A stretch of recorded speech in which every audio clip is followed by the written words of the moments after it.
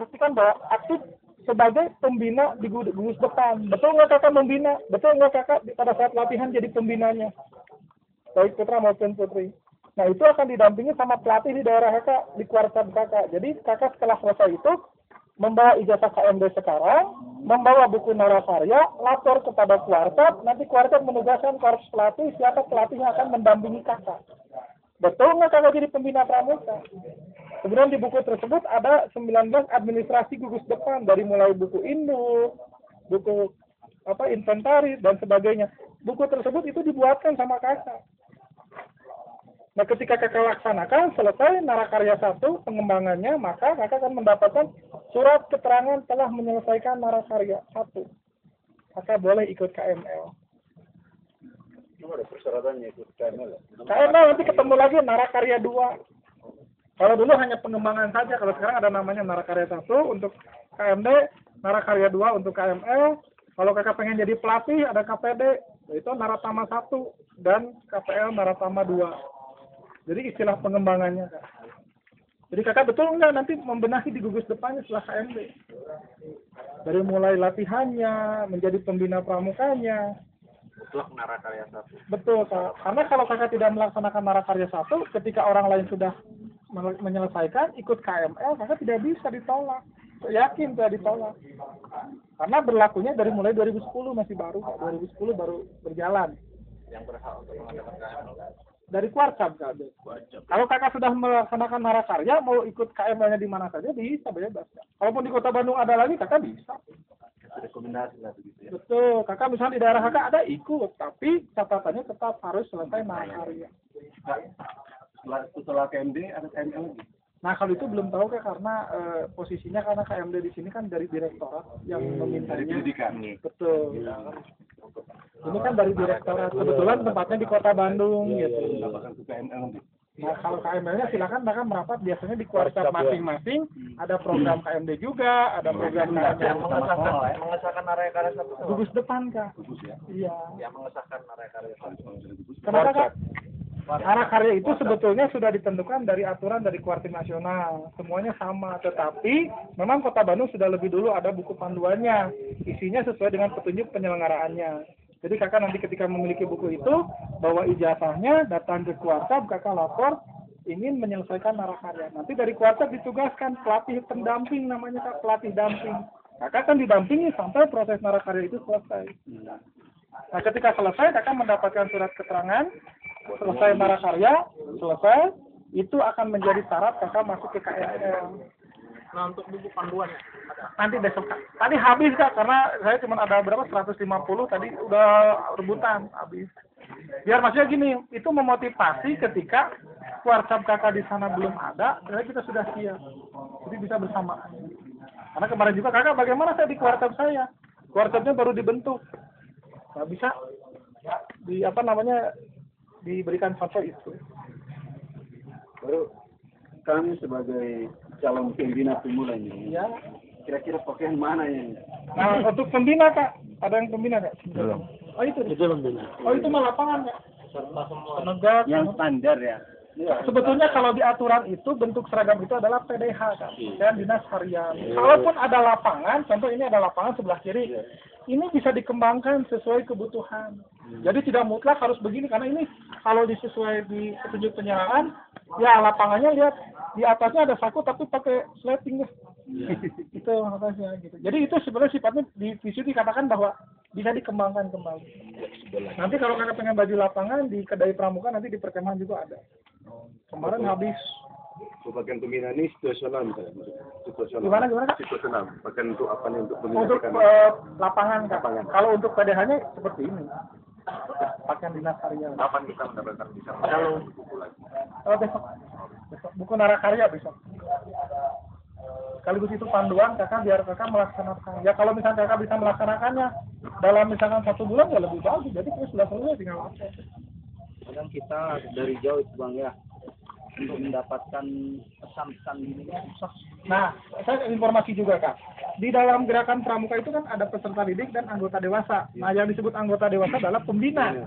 Nah, pembina ini ketika besok kakak selesai KMD ini, kakak akan dilantik sebagai pembina pramuka.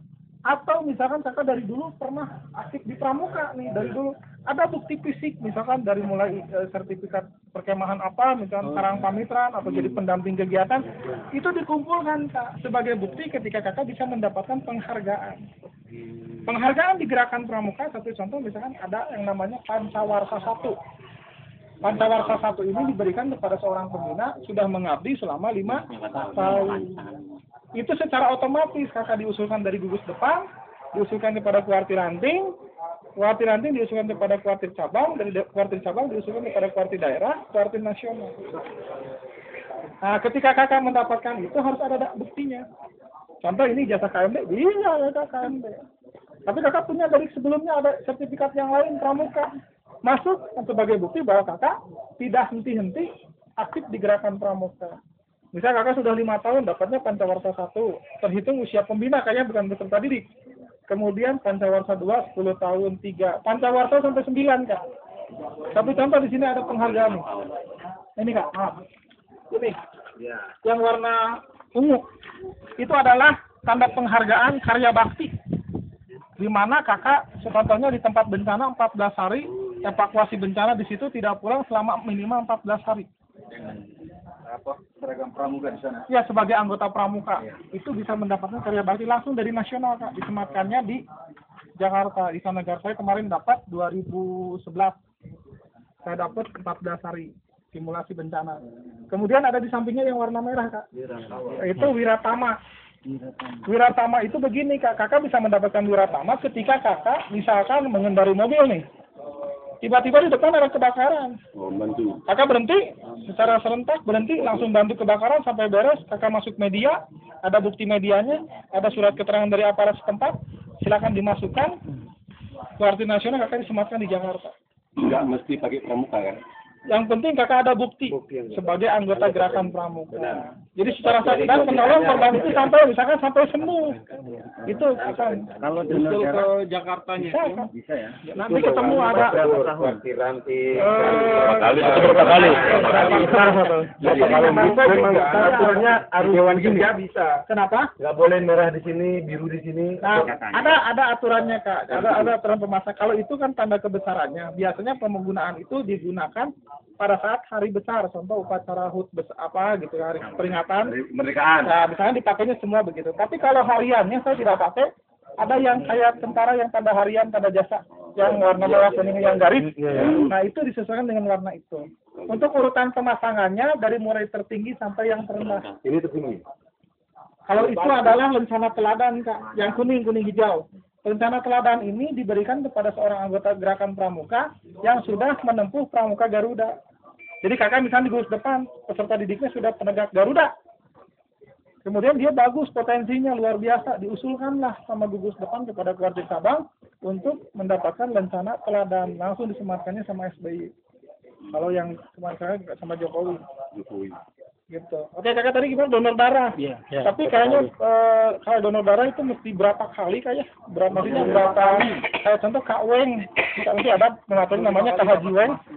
Dia donor darah 100 kali sudah 100 kali, bahkan dia dapat penghargaannya langsung dari Jokowi bentar lagi. Nah itu ada buktinya kan, bisa dilampirkan. Gitu. Terus yang kemarin kalian itu ada pembina itu pakai selendang. Nah, itu namanya ulos Kak. Jadi filosofinya begini, ketika seorang pembina pramuka itu kalau anak kecil suka dimomong kayak berarti kita sebagai anggota dewasa, sebagai orang-orang tua harus memomong peserta didik. Nah itu disimbolkan dengan adanya ulos. Ulos, ya itu nomor nasional Kak. Jadi identitas untuk memomong anak. Itu sekalian kopi itu Kak. Kopi ada berbeda apa itu Kak? Ada lancip di depan itu. Oh, sebentar Kak, satu-satu. Itu dulu. Itu kan buktinya memomong. Itu akan kakak dapatkan ketika kakak menempuh kursus mahir lanjutan. Tanda kecakapan sebagai pembina pramuka adalah pita Kak. Mana ada pembina? Bukan Kak, bukan. Ada di tengah kecil. Oh ini nggak ada gambarnya. Ada pita ke sini. Kalau hijau itu adalah membuktikan sebagai mahir siaga. Kalau merah adalah mahir penggalang. Dan ketika kuning itu adalah mahir penegak. Nah itu kecakapan pembina Kak, di sini kecil. Lebih kecil daripada ini.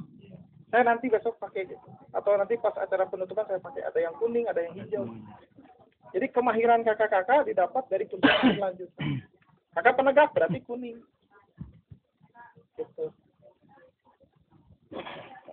Ini kakak, kenapa kami ini saya tadi minta satu-satu lah. Masalahnya di sana itu ada pengurus tersendiri kalau kita mau menangani ini, mereka yang urusannya di sini model Nah, nggak nyaman. sebetulnya memang begitu kak, tetapi begini ketika kakak sudah kursus mahir dasar, ketika ada yang nanya misalkan kakak seragam siaga seperti apa? Oh iya, untuk menampilkan Nah minimal kita sudah ada gambaran.